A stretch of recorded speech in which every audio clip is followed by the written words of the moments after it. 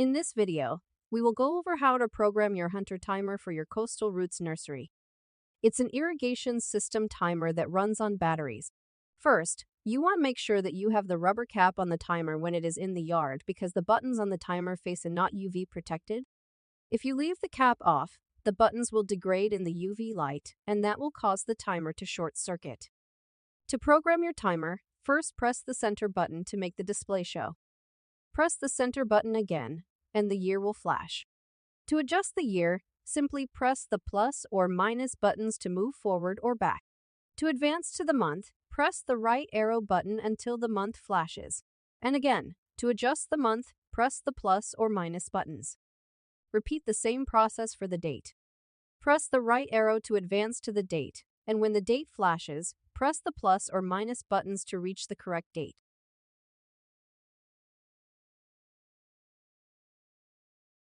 To set the time you want the timer to operate, press the center button again, and you'll see the timer setting.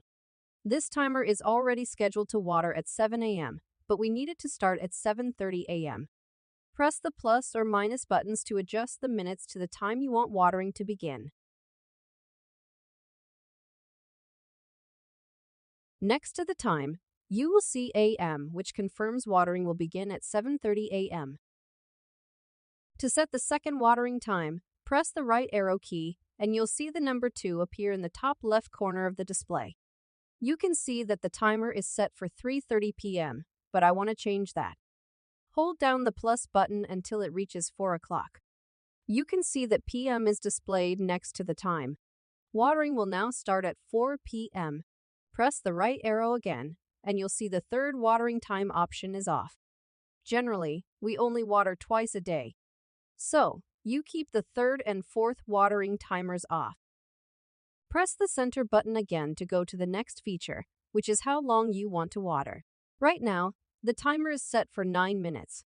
Currently, we're in the middle of a drought. So, I want the timer to water for 10 minutes.